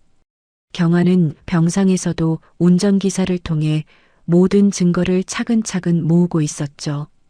경찰 특수수사팀이 대저택에 도착한 것은 화창한 월요일 아침이었습니다. 과학수사관들이 무너진 차양 잔해를 꼼꼼히 살펴보기 시작했어요. 볼트가 풀린 흔적, 인위적으로 각도가 조작된 감시 카메라, 그리고 현장에 남은 공구 자국들. 모든 것이 계획된 범죄임을 말해주고 있었습니다. 사고 직전 찍어둔 볼트 풀린 상태 사진, 조작된 감시 카메라 각도 사진, 그리고 병원 응급 기록까지 모든 증거가 경찰 특수수사팀에 넘어갔어요. 사건은 즉시 특수상해 미수와 시설물 파괴 혐의로 격상됐습니다. 그날 오후 대한물산 본사는 발칵 뒤집혔어요. 김 비서가 서류를 챙겨 몰래 도망치려다가 현관에서 경찰에게 붙잡혔습니다. 직원들이 모두 지켜보는 가운데 수갑이 채워졌어요. 김 비서는 완전히 패닉 상태였습니다. 부회장님이 시켰어요. 전 시키는 대로 했을 뿐이에요. 김 비서가 절규하듯 소리쳤어요. 10년 넘게 회장 곁을 지켰던 비서의 초라한 몰락이었죠. 다음 날 새벽 6시 경찰 특수수사팀과 경제범죄수사대가 동시에 움직였습니다. 수십 명의 수사관들이 여러 곳으로 흩어졌어요. 권태환의 사무실, 개인 금고, 법무실, 개인 별장, 그리고 김 비서 자택까지 모든 곳에서 동시다발적으로 압수수색이 시작됐습니다. 권태환의 사무실에서는 충격적인 서류들이 발견됐어요. 서랍 깊숙한 곳에 숨겨둔 비밀 장부가 나왔습니다. 거기엔 김 비서에게 송금한 거액의 현금 내역이 빼곡히 적혀 있었어요. 법무실에서는 더욱 결정적인 증거가 나왔습니다. 재개발 지역 강제퇴거 명령서에 권태환의 사인이 선명했어요. 그 중에는 이명아 할머니 집 주소도 포함되어 있었습니다. 서아가 발견된 바로 그 골목의 강제철거 일정표까지 발견됐죠. 하지만 가장 충격적인 것은 따로 있었습니다. 권태환의 개인 금고에서 나온 수첩이었어요. 거기엔 회장 사고 일정이라고 적힌 메모가 있었습니다. 차양 붕괴 일시와 방법까지 구체적으로 계획되어 있었어요.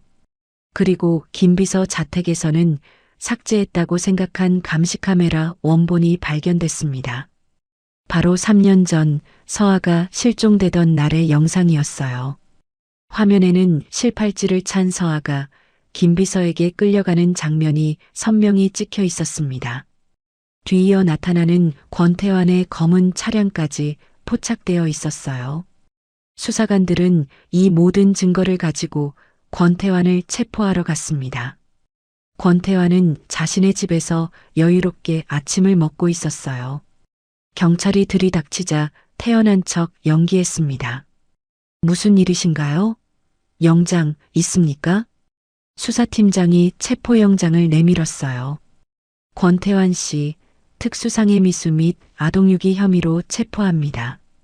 권태환의 얼굴에서 혈색이 사라졌습니다. 하지만 끝까지 발뺌했어요. 이건 형이 꾸민 일이야. 아무 죄 없는 날 모함하는 거야. 권태환이 소리쳤지만 소용없었습니다. 경찰이 다시 한번 선언했어요. 권태환 씨, 귀하는 특수상해 미수, 아동유기, 강제퇴거 공갈, 증거인멸, 횡령, 배임 혐의로 체포합니다. 수갑이 권태환의 손목에 채워졌습니다. 대한물산 부회장이라는 화려한 지위가 한순간에 무너졌어요. 권태환이 연행되는 모습은 모든 언론사 카메라에 포착됐습니다. 기자들이 몰려들어 플래시를 터뜨렸어요. 수치스럽게 고개를 숙인 채 경찰차에 오르는 권태환의 모습이 전국에 생중계됐습니다. 완벽한 사회적 몰락의 순간이었어요. 뉴스 속보 자막이 계속해서 흘렀습니다. 대기업 부회장 정격 체포, 실종 아동 관련 중대 혐의, 형제 경영권 다툼 범죄로 비화. 시청자들은 분노했고 여론은 들끓었어요. 권태환의 이름은 하루아침에 범죄자의 상징이 되었습니다. 재판은 신속하게 진행됐어요. 증거가 너무나 명백했기 때문입니다. 김 비서는 모든 것을 자백했고 권태환의 지시를 상세히 증언했어요. 법정에서 권태환은 끝까지 억울하다고 주장했어요. 하지만 판사는 차갑게 판결을 내렸습니다. 피고인 권태환에게 징역 15년을 선고합니다. 방청석에서 탄식이 흘러나왔어요. 김 비서도 무거운 처벌을 받았습니다. 피고인 김모 씨에게 징역 7년을 선고합니다. 10년 넘게 회장을 보좌했던 비서의 최후였어요. 두 사람 모두 법정에서 수갑을 찬 채 끌려나갔습니다. 경화는 병원 침대에서 이 모든 소식을 들었어요. 복수의 기쁨보다는 씁쓸함이 더 컸습니다. 한때는 형제였고 한때는 신뢰했던 비서였으니까요. 서아가 병실로 들어왔습니다. 아빠, 이제 나쁜 사람들 다 잡혔어? 경화는 딸을 안으며 대답했어요. 그래, 이제 안전해. 아무도 우리를 해치지 못해. 창밖으로 맑은 하늘이 보였습니다. 3년간의 고통과 배신의 시간이 끝났어요. 이제 새로운 시작이었습니다. 경화는 서아의 손을 꼭 잡았어요. 대한물산은 큰 파장을 겪었지만 곧 안정을 찾았습니다. 직원들은 진실을 알게 된 후 경환을 더욱 지지했어요. 부회장의 자리는 공석이 되었지만 아무도 아쉬워하지 않았습니다. 언론에서는 이 사건을 대서특필했습니다. 재벌가의 추악한 권력 다툼, 그리고 그 속에서 희생된 어린 아이의 이야기. 하지만 결국 정의가 승리했다는 결말에 여론은 환호했습니다. 권태환이 체포된 지 일주일 후의 아침이었습니다. 경화는 넥타이를 매며 거울 속 자신을 바라봤어요. 얼굴에는 여전히 수술 자국이 남아 있었지만 눈빛은 그 어느 때보다 단단했습니다. 오늘은 회사에 복귀하는 첫날이었어요. 서아가 방으로 들어와 아빠를 꼭 안았습니다. 아빠, 오늘 회사 가는 거야? 조심히 다녀와. 경화는 딸의 머리를 쓰다듬으며 미소 지었어요. 대한물산 본사 앞에 도착한 경화는 잠시 건물을 올려다봤습니다. 한 달 만의 출근이었지만 마치 몇 년이 지난 것 같았어요. 로비에 들어서자 직원들이 하나둘 고개를 들었습니다. 누군가 박수를 치기 시작했습니다. 그러자 로비에 있던 모든 직원이 일제히 박수를 쳤어요. 경화는 겸손하게 고개를 숙이며 엘리베이터로 향했습니다. 회장실에 들어가니 이사회 의장이 기다리고 있었어요. 백발의 의장은 경환의 손을 꼭 잡으며 말했습니다. 회장님, 이곳은 결국 회장님 자리였습니다. 그 한마디에 많은 의미가 담겨 있었어요. 권태환의 음모도 김비서의 배신도 결국 경환의 자리를 빼앗지 못했다는 뜻이었죠. 경환은 깊이 고개를 숙였습니다. 그날 오후 경환이 집에 돌아왔을 때 대저택은 완전히 달라져 있었어요. 현관문을 열자마자 된장찌개 냄새가 코를 자극했습니다. 부엌에서는 할머니가 저녁 준비를 하고 있었어요. 서아는 거실에서 그림을 그리고 있었죠. 이번엔 회전목마가 아니라 온 가족이 함께 있는 그림이었습니다. 텅 비어 있던 집이 따뜻한 온기로 가득 찼어요. 집사들도 예전과 달리 활기를 되찾았습니다. 복도에서는 서아의 웃음소리가 울려 퍼졌어요. 할머니, 저 학교에서 상 받았어요. 할머니가 다정하게 대답했습니다. 그래, 우리 서아 대견하네. 그런데 복도에서 뛰지 말라니까. 경화는 이 모습을 지켜보며 조용히 미소 지었어요. 3년 전만 해도 이런 평범한 행복을 상상할 수 없었습니다. 아내를 잃고 딸을 잃고 어머니마저 떠나보낸 그에게 가족이란 영원히 사라진 것만 같았어요. 하지만 지금은 달랐습니다. 피로 이어지지 않았지만 진정한 가족이 곁에 있었죠. 저녁 식사 후 경화는 할머니를 서재로 모셨습니다.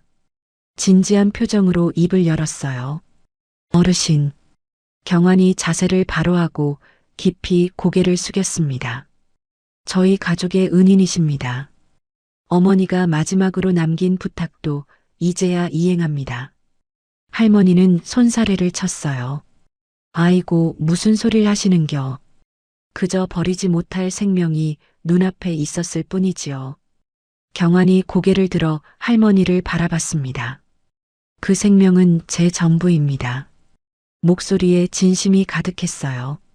경환은 서류 봉투를 꺼냈습니다. 어르신의 생활비, 건강, 주거 모든 것을 제가 책임지고 싶습니다. 정식으로 후견 계약을 하시죠. 할머니가 고개를 저었어요. 회장님, 난 모르는 사람 도움은 안 받고 살아왔어. 잠시 침묵이 흘렀습니다. 할머니가 다시 입을 열었어요.